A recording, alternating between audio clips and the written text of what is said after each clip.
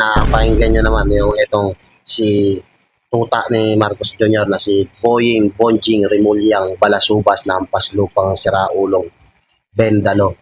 Yan po. Ganyan ho siya kabastos. Ganyan ho siya kababoy, kabalahura. Kung gano'n niya binagago ang mga tao.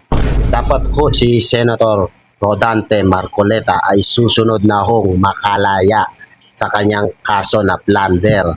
Dahil ito nga hong si dating Senator Bong Revilla ay pinayagan na hong makapagpiyansa ng Sandigan Bayan sa kanyang kaso. Dapat ho na pagbigyan na makapag-bail at makalaya ito si Senador Rodante Marcoleta. Dahil ang isinampang kaso ho sa kanya na plunder ay isa hong basura. Basurang kaso ho yan, wala pong basihan yan. Kaya sana sa mga susunod na araw ay si Senador Rodante Marcoleta naman ang makalaya. Dahil marami hong nadismaya sa pagkakakulong ho ni Senador Rodante Marcoleta. Kaya naman ho, sana makalaya na ho si Senador Rodante Marcoleta sa mga susunod na araw. Siya naman ang papayagan makapagpiyansa. Dahil ho marami na hong mga kababayan natin ang nananabik at naghihintay sa paglaya nitong si Senador Rodante Marcoleta. At bago ang lahat, isang like, isang subscribe, masaya na ho tayo dyan. Halos ho itong kaso ni dating Senator Bong Revilla at kay Senator Rodante Marcoleta ho mga kababayan ay halos pareho ng kaso ang kanilang kinakaharap. Kaya naman ho, sana ho, sa mga susunod na araw, ay ito namang si Senador Rodante Marcoleta ang pagbigyan ng Sandigan Bayan na makalaya. Para ho naman, itong mga panggulo sa Senado ay mataranta na naman. Dahil ito ho si Peng Lacson ay naghahari-harian na ho dyan sa Senado. At si Senator Rodante Marcoleta lang ho ang makakapigil sa mga ginagawa kabalastugan niyang si Peng Lacson dyan sa Senado. Samantala, ito po si dating Senator Bong Revilla ay nakalaya na po mula ngayon. Pinayagan na po na magpayansa. Lilitisin pa kaya nga. Hindi naman ho talaga tunay na kaso ang ipinail kay Senador Rodante Marcoleta. Dahil ito hong pinail na kaso sa kanya ay alata naman ho natin gawa-gawa nga lang ng ombudsman dahil malinaw naman na tuta ng Malacanang. Itong si Bonjing Remulla na to. Kaya ito si Bonjing, binabalasubas na ito yung binababoy niya na ho ang ahensya ng ombudsman, mga kababayan. Makikita ho natin yan. Hindi po nila pwedeng lokohin ang taong bayan dahil hindi po mangmang ang tao, ang ating mga kababayan. Alam po natin kung minamaniobra nyo ang mga kaso laban sa mga kumukontra sa inyo at mga nagsasalita. Kaya ito si Boying na to may araw din to Ika nga weather lang. Darating din ang araw na babalik din sa inyo yung mga pinaggagawa nyo. Biruin nyo, lahat ng ahensya natin, sinisira nyo ang reputasyon para lang may pakulong yung mga kalaban nyo. So, bagamat ito nadalala ko parang 1 month, 2 months ago, hindi na 1. Na-interview na natin ng nito ang abogado nito dito sa ating palatuntunan. At ina-expect ka nila, bago pa mag-sona, kaya ito Diba? Mukhang tinailingan after sona kasi baka gawing batikos Kita-kita naman natin na kinawang testigo ang isang kawatan na kinabang din sa pera. Pero yun yung kung paano nila sinasalahula ang batas natin. Wala na ho silang respeto sa mga konstitusyon natin dito sa bansa. Dahil imbis na kasuhan itong si Bernardo, ay ginawa pa hong state witness sa mga kababayan. Dapat hindi siya maging isang state witness. Isa siya na dapat nandun sa selda at hindi si Senator Rodante Marcoleta. Parang kickback. Parang nag-2 million lang ata. Magkano? Wala ko pa po. Almost 1 billion. Paano nangyari yun? Yun ang nangyari. Yan po. Diba? Grabe ang ginawa nila. Na etong mga nakinabang, etong mga nang salahula kaya sa pera ng bayan. Ginawa ho nilang state witness. Anong klase yan? Imbis na kasuhan, ikulong. Ginawa nyo state witness. Grabe ho mga kababayan. Matagal-tagal pa tayong magtitiis dahil meron pa pong 2 taon itong si Marcos Jr. At sa haba ho ng taon na hinihintay natin, napakarami pa hong mangyayari. At ito pong mga magigiting na mga senador at mga tao na tumatayo para manindigan sa korupsyon sa ating bayan ay unti-unti ho silang binawalis ng administrasyon. Napakasakit isipin mga kababayan na kahit alam na alam naman nila na alam ng taong bayan ang ginagawa nilang pangsasalakula sa ating constitution ay tuloy pa rin ho nilang ginagawa. Ginagarapan ho nila. Alam po kasi nila na kahit ho umangal ang taong bayan, wala ho tayong magagawa dahil sila ho ang nasa kapangyarihan. Pero yun nga ho, itong mga malalaking tao na to, mga na may depenso, sila Senator Rodante Marqueta, sila Senator Alan. Kaya marami ho yan, mga malalaking tao na yan. Pinipigilan ho nila na magsalita, kinakasuhan nila. Paano pa ho tayo maliliit na simpleng mamamayan na ang hinihiling lang naman natin na pakinggan ang ating mga hinaing. Paano pa ho pakikinggan samantala itong mga magigiting natin mga senador ay nakikipaglaban na at sila pa ho ang kinukulong. Ano pa ho mga kababayan ang magagawa natin sa ngayon habang nakaupo ang administrasyon Marcos Jr. Ito ho mga kababayan, isa na rin to. Isa na rin ho. Dahil balita ho, ito si Senator Loren Legarda at itong si Congressman Leandro Leviste ay kakasuhan na rin po ng ombudsman. Sinabi po yan ni Boying Remulla sa kanyang press con kanina lamang. Oho. At seryoso rin pala, no ha? Senadora Loren Legarda at Congresswoman Lian Leviste. Ayan mga kababayan, yung mag-ina na yan, kilala ho natin yan. Wala pong mga issue yan na katulad ng mga issue ng nasa administrasyon na nagnakaw sa kaban ng bayan. Pero ho, tingnan nyo ho, ang ginagawa sa kanila.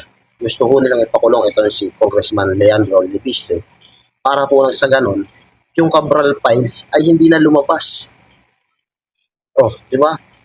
Tapos ito po si Senator Loren Legarda ay hindi niya na masuportahan itong anak niya. Dahil ano yan syempre magtutulungan yan, mag-ina yan. Ito pong ginagawa kasi ni Congressman Leandro Leviste ay napakalaki pong banta sa kanila ho ito. Kaya ho, itong gagawin nila ho sa mag-ina na to ay isa rin ho ito sa mga plano nila na patahimikin talaga yung mga nagtatangkang lumaban sa kanila. Rason. Ito naman po ang kaso kinakaharap nila yung kinalaman doon sa Solar Philippines. Ano ba ito? 10 billion. Yun nga, Congressman Lian Leviste. Diba? At saka Senadora Loren Legarda. Yes. Ang kinakaharap naman ata nito ay... Electricity daw. Yan. May Yung Solar Philippines. solar, pero hindi daw nakapag-produce ng electricity. Deliver daw. Nako po. Yan yung kumpanyang pag-aari daw po ni Kong Lee. Pero yun yung mga babayan, pati yung solar ni Congressman Leviste, nagawan po nila ng paraan upang ma-connect, magkaroon ng kaso itong si Congressman Leandro Leviste. Alam mo natin na itong si Congressman Leviste ay isang matapang ho na congressman at hindi ho yan sumasali sa mga ginagawang kabalal-balan ng mga kongresista dyan sa kongreso. Kaya ho, isa to si Kong Leviste ang susunod rin nila. Katulad ng ginawa nila kay Senator Rodante Marcoleta. Iniisa-isa ho nila. Baka ho, sa susunod ho, si Senator Cayetano ho. Tinatrabaho na napakasaklap naman ho ng administrasyon na to. Pero sana ho, mamayagpag pa rin ang katotohanan. Dito ho tayo mawawala ng pag-asa na may balik ang demokrasya sa ating bansa. Alam ho natin na marami pa ho ang lalaban sa ating gobyerno upang makamit ang hustisya ng sambayanang Pilipino at ng mga magigiting na nagsasalita laban sa administrasyon. Yan, Libiste. Ano ba, ito, sumailalim sa primary investigation ng ombudsman. Oo. Alam mo naman sa ombudsman, kahit nakapiranggot lang Ay, oo. na ebidensya o walang ebidensya, basta mapagtagni-tagni nila. Sabi nyo, Gagawa nila ng paraan, gagawa sila ng ebidensya. Kaya ho nilang gumawa ng ebidensya. Kahit konti, kaya nilang palakihin. Kahit wala, kaya nilang gawan. Baka naginipan lang nila. Kaya kapangyarihan ng ombudsman. papailan nila ng kaso. Oo. Ang problema, kung plunder bill na naman ito, wala po itong Piyasa. yan, na naman, Yes. makukulong po si Senador Loren Legarda. Baka po, mapapawasan na naman yung mga senador sa Tama, impeachment tama. na yan. Oo, nga pala, no? Hindi ba? Oo. Oo, at si Liam Niviste naman, hindi na niya mabubulgar yung files na Oh. ano ba tawag? Capital files. Oo nga pala, may kopya pa. Tigil na yung kanyang pagsasalita na ba't hindi nyo Isa ho malaking balakid sa kanila yan, yung Cabral Files na yan, na hawak-hawak ko ni Congressman Leandro Libiste. Kaya po, si Congressman Libiste naman, ang isusunod nila. Dahil po dyan sa Cabral Files na yan, andyan po ang pangalan ng mga malalaking tao, mga congressman, mga pinag-abutan ng pera, at ang mga nag-approve sa budget dyan sa flood control. Kung sino ang mga nakinabang, kung sino ang mga nagsabuatan upang magawa nila yung karumalduman na pagnanakaw sa pondo ng ating bansa. imbitahan Oo. si Congressman Garjola. Gerjola? Yan, sutin niya yun eh. At saka yung mga taga Batangas. Oh, tingnan nyo nga ho, ito na lang, halimbawa na lang si Cardiola. Lagi ho yan sinisigaw ni Kong Libiste. Pero wala hong aksyon ng ginagawa ang ombudsman natin. Pagdating sa mga kampi nila, matagal ang proseso, halos walang aksyon. Pero pagdating sa mga kalaban nila, kahit wala pong kasalanan, gagawa nila ng kasalanan. Tigil na yan. Oo. Tigil na. Gusto mo ba kapakinggan si Ombudsman Boyle? Tigil natin kasi seryoso siya. Ano, huwag ka pipikit ha. Panoorin mo rin naman. Okay. Kasi parang gusto mo, pakinggan lang ang boss, tapos ayaw nakita mo ba? Tingnan na. Pakinggan natin. Kasi katapusan naman eh. Ng buwan. Yan. Boy Rimula. Ay, Renato Libiste naman, ay Tingnan nyo ho, ito si Boying. Ang sarap mo sampalin, Boying. Nakakagigil ka. Isa ka talagang aso ng malaking yan. Tingnan mo, pagmumukha niyan, halatang gagawin ng lahat. Kahit magsinungaling sa harap ng taong bayan. Wala siyang pakialam. pabigat na kaso kasi Nag-isip pa. yung kanilang pagkahawak ng eksklusibo sa solar ay talagang magdulot ng Lang. Ito ho, mga babae, mukhang wala ho siyang alam dyan sa mga pinagsasabi niya. Halos wala ho. Lahat po ng mga sinasabi niya, ini-invento niya lang. Halata ho eh. damage sa ating republika sapagkat hindi naman sila tumutan sa kanilang dapat tuparin at hindi nila ginawa yung dapat nilang gawin. Ano bang dapat gawin? Ito pa rin. Ang laki nang nawala sa ating dating sa ating mga Oo, mas malaki ang nawala sa ginawa ng mga amo mo na dyan sa flood control. Mas malaki. Hindi ho pera ng taong bayan yan. Pera ho, sarili hong pera yan. Ni Kong Leandro Libiste. Galing ho sa sarili niyang bulsa. Kaya ano hong pakialam mo dyan sa pera niya? Pati ang pinapakailan, yung atupagin mo yung pera ng taong bayan. Ayun ang investigan mo. Boying. Aso. Pilipino sa pagkakasalansan ng Solar Empire ni Libiste.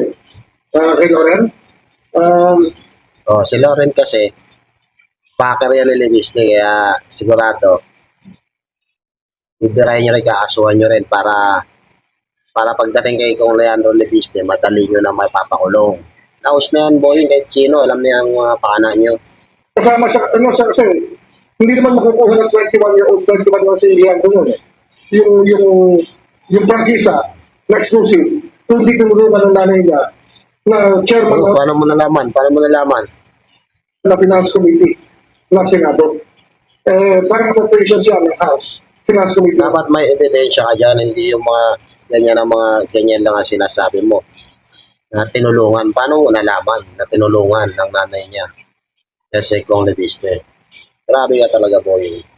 Sarap mong sinailasin eh. tuta ni Marcos Jr. na si Boying Bonjing Remulyang Balasubas na ampas lupang siraulong Bendalo. Yan po. Ganyan ho siya kabastos. Ganyan ho siya kababoy, kabalahura. Kung gano'n niya binagago ang mga tao. Yan. Hanggang dito na lang mga kababayan. Sa like, sa share. Sana ho tayo dyan.